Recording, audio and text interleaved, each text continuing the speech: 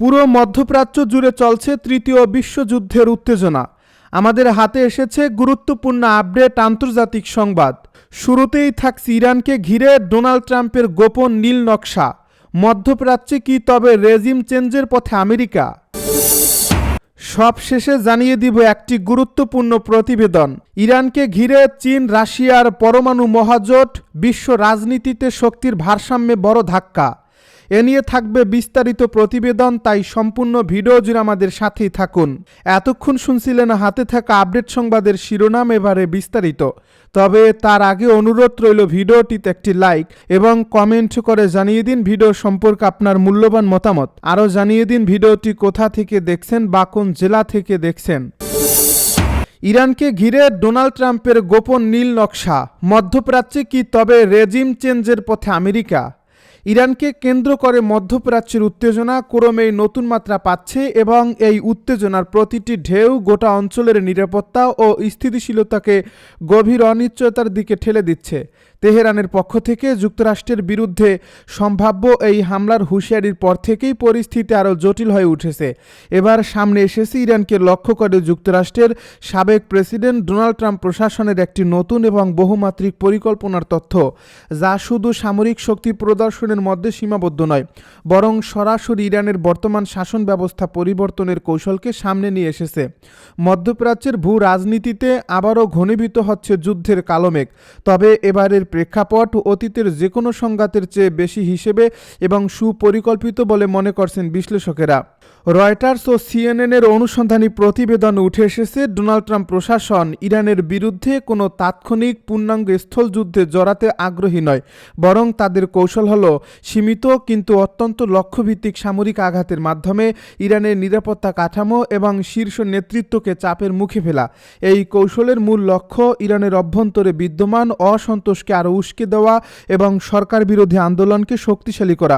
মার্কিন নীতি নির্ধারকদের ধারণা, দীর্ঘদিনের অর্থনৈতিক নিষেধাজ্ঞা, উচ্চ মূল্যস্ফীতি, বেকারত্ব এবং সাম্প্রতিক বিক্ষোভ দমনে কঠোর অবস্থানের কারণে ইরানি সমাজে যে চাপ ও ক্ষোভ জমে উঠেছে, বাইরের একটি সামরিক উস্কানি সেটিকে বিস্ফোরণের দিকে ঠেলে দিতে পারে। তাদের বিশ্বাস, এর ফলাফল হতে পারে একটি বৃহৎ গণ অভ্যুত্থান, যার মাধ্যমে ধর্মীয় নেতৃত্বাধীন বর্তমান শাসন ব্যবস্থার পতন ঘটতে পারে। এ প্রতিবেদনে আরও বলা হয়েছে, ইরানের পারমাণবিক কর্মসূচি ও ব্যালিস্টিক ক্ষেপণাস্ত্র উন্নয়ন নিয়ে যুক্তরাষ্ট্র ও ইরানের মধ্যে চলমান প্রাথমিক আলোচনাগুলো কার্যত ভেস্তে যাওয়ার পরই ডোনাল্ড ট্রাম্প প্রশাসন কঠোর সামরিক বিকল্পগুলোর দিকে আরও মনোযোগী হয়ে উঠছে। ডোনাল্ড ট্রাম্পের ঘনিষ্ঠ উপদেষ্টারা ইতিমধ্যেই ইরানের ব্যালিস্টিক ক্ষেপণাস্ত্রের ঘাঁটি, পারমাণবিক সমৃদ্ধকরণ কেন্দ্র এবং সামরিক অবকাঠামোর উপর বড় ধরনের হামলার সম্ভাব্য রূপরেখা নিয়ে আলোচনা করেছেন। যুক্তরাষ্ট্রের দৃষ্টিতে এই ক্ষেপণাস্ত্র কর্মসূচি শুধু ইসরায়েল নয়, উপসাগরীয় অঞ্চলের মার্কিন মিত্র দেশগুলোর জন্য বড় একটি হুমকি। তাই এই সক্ষমতাকে নিষ্ক্রিয় করাই ওয়াশিংটনের প্রাথমিক লক্ষ্য হিসেবে বিবেচিত হচ্ছে। তবে এসব পরিকল্পনা সত্ত্বেও ডোনাল্ড ট্রাম্প সামরিক পথে এগোবেন কিনা সে বিষয়েও এখনও কোনো চূড়ান্ত সিদ্ধান্ত নেননি বলে জানানো হয়েছে। এদিকে যুক্তরাষ্ট্রের এই সম্ভাব্য পরিকল্পনা নিয়ে গভীর সংশয় প্রকাশ করেছেন ইসরায়েল ও আরব বিশ্বের একাধিক জ্যেষ্ঠ কর্মকর্তা। রয়টার্সকে দেওয়া এক সাক্ষাৎকারে একজন জ্যেষ্ঠ ইসরায়েলি কর্মকর্তা স্পষ্টভাবে বলেছেন, কেবল আকাশপথে হামলা চালিয়ে ইরানের কয়েক দশকের পুরনো এবং সুসংগঠিত শাসন ব্যবস্থাকে উৎখাত করা সম্ভব নয়। তার মতে, যদি ওয়াশিংটনের প্রকৃত লক্ষ্য সত্যি এই রেজিম চেঞ্জ হয়, তাহলে আকাশ হামলার পাশাপাশি স্থলবাহিনীর উপস্থিতি অনিবার্য হয়ে উঠবে, যা পরিস্থিতিকে আরও ভয়াবহ রূপ দিতে পারে।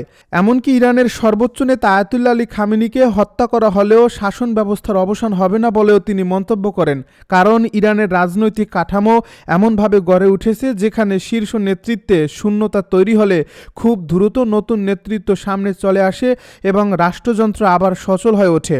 রাজনৈতিক বিশ্লেষকদের মতেই ইরানের ক্ষমতার ভারসাম্য পরিবর্তনের জন্য শুধু বাইরের সামরিক চাপ যথেষ্ট নয়, এর জন্য প্রয়োজন একটি শক্তিশালী, ঐক্যবদ্ধ ও সুসংগঠিত অভ্যন্তরীণ বিরোধী শক্তি, যা এখনও পুরোপুরি দৃশ্যমান নয়। যদিও চলমান অর্থনৈতিক সংকট, আন্তর্জাতিক নিষেধাজ্ঞা এবং সামাজিক অস্থিরতার কারণে ইরানের নেতৃত্ব কিছুটা চাপের মুখে রয়েছে, তবুও নিরাপত্তা বাহিনী, বিপ্লবী গার্ড এবং রাষ্ট্রযন্ত্রের উপর তাদের নিয়ন্ত্রণ এখনও বেশ শক্ত অবস্থানে রয়েছে। ইরানকে ঘিরে চীন রাশিয়ার মহাজোট, বিশ্ব রাজনীতিতে শক্তির ভারসাম্যে বড় ধাক্কা। বিশ্ব রাজনীতির মঞ্চে আর একা নয় ইসলামী বিপ্লবের দেশ ইরান। দীর্ঘদিনের চাপ, নিষেধাজ্ঞা ও সামরিক হুমকির আবহে তেহরানকে ঘিরে এক শক্তিশালী সুরক্ষা বেষ্টনী গড়ে তুলছে চীন ও রাশিয়া।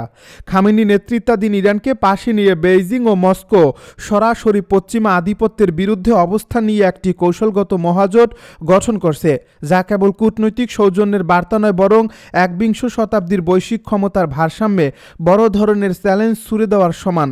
তেহরান, বেইজিং ও মস্কোর সমন্বিত ঘোষণার মাধ্যমে যে চুক্তির কথা সামনে এসেছে তা পারমাণবিক সার্বভৌমত্ব, অর্থনীতি, জ্বালানি, সামরিক সমন্বয় এবং কূটনৈতিক কৌশলে অভিন্ন অবস্থানের ইঙ্গিত দেয়। বিশ্লেষকদের মতে এটি গত 2 দশকে ধাপে ধাপে বেড়ে ওঠা সহযোগিতার এই স্বাভাবিক পরিণতি, যেখানে একতরফা নিষেধাজ্ঞা, ডলার কেন্দ্রিক আর্থিক ব্যবস্থা ও সামরিক চাপের বিরুদ্ধে বিকল্প বৈশ্বিক কাঠামো নির্মাণের প্রচেষ্টা স্পষ্ট হয়ে উঠেছে। ইরানের ভাষায় এই সমঝোতা পারস্পরিক শ্রদ্ধা, সার্বভৌম স্বাধীনতা ও অভ্যন্তরীণ বিষয়ে হস্তক্ষেপ না করার অঙ্গীকার, যা পশ্চিমা শক্তির আরোপিত নিষেধাজ্ঞা ও রাজনৈতিক জবরদস্তির বিরুদ্ধে একটি শক্ত রাজনৈতিক ঢাল হিসাবে কাজ করবে। যদিও এটি ন্যাটোর আর্টিকেল 5-এর মতো সরাসরি সামরিক প্রতিরক্ষা চুক্তি নয়, তবুও এর বার্তা পরিষ্কার যে ইরানের বিরুদ্ধে যে কোনো বড় আকারের সামরিক বা রাজনৈতিক চাপ এখন আর এককভাবে বিবেচিত হবে না। এমন এক সময়ে এই জোটের ঘোষণা এলো যখন ওয়াশিংটন ও তেহরানের মধ্যে উত্তেজনা চরমে।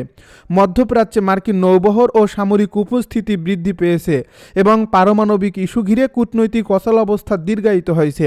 এই প্রেক্ষাপটে চীন ও রাশিয়ার প্রকাশ্য সমর্থন ইরানের জন্য একটি কৌশলগত সুরক্ষা বেষ্টনী তৈরি করছে, যা দেশটিকে শুধু সামরিক দিক থেকেই নয়, বরং কূটনৈতিক ক্ষেত্রেও নতুন আত্মবিশ্বাস দিচ্ছে। দীর্ঘদিন আন্তর্জাতিকভাবে একঘরে থাকে ইরান এখন জাতিসংঘের 2 স্থায়ী সদস্যদের সক্রিয় সমর্থনের দাবি করতে পারছে, যা বৈশ্বিক ফোরামগুলোতে তেহরানের অবস্থানকে আগের চেয়ে অনেক বেশি শক্তিশালী করে তুলবে।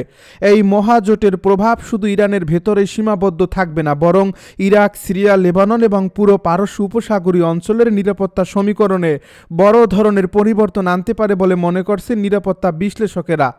অর্থনৈতিক দিক থেকেও এই সমঝোতা অত্যন্ত গুরুত্বপূর্ণ, কারণ ডলার ও সুইফট নির্ভরতা কমিয়ে বিকল্প লেনদেন ব্যবস্থার দিকে অগ্রসর হওয়ার স্পষ্ট ইঙ্গিত এতে রয়েছে। চীন ও রাশিয়ার বাজারে ইরানের জ্বালানি সম্পদের প্রবেশ আরও সহজ হবে, পাশাপাশি অবকাঠামো, প্রযুক্তি ও প্রতিরক্ষা খাতে বিনিয়োগ বাড়ার সম্ভাবনা তৈরি হয়েছে।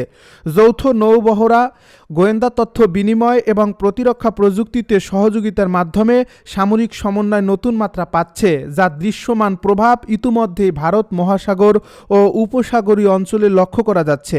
যদিও আনুষ্ঠানিকভাবে কোথাও বলা হয়নি যে ইরানের বিপদের সময় চীন ও রাশিয়া সরাসরি সামরিক শক্তি নিয়ে পাশে দাঁড়াবে, তবুও পুতিন ও শি জিনপিংয়ের রাজনৈতিক অবস্থান থেকে এমন বার্তাই স্পষ্ট যে তেহরানকে একা ছেড়ে দেওয়া হবে না। দীর্ঘমেয়াদে এই মহাজোট বিশ্ব রাজনীতিকে এক মেরু কাঠামো থেকে বহুমুখী মেরুকরণের দিকে নিয়ে যাবে বলে মনে করছেন আন্তর্জাতিক সম্পর্ক বিশেষজ্ঞরা, যার ফলে আমেরিকার একক প্রভাব ক্রমশ চ্যালেঞ্জের মুখে পড়বে। পূর্ব ও পশ্চিমের বাইরেও যে নতুন শক্তি সমীকরণের গড়ে উঠছে, ইরান তার একটি কেন্দ্রীয় অংশীদার হিসেবে আত্মপ্রকাশ করছে।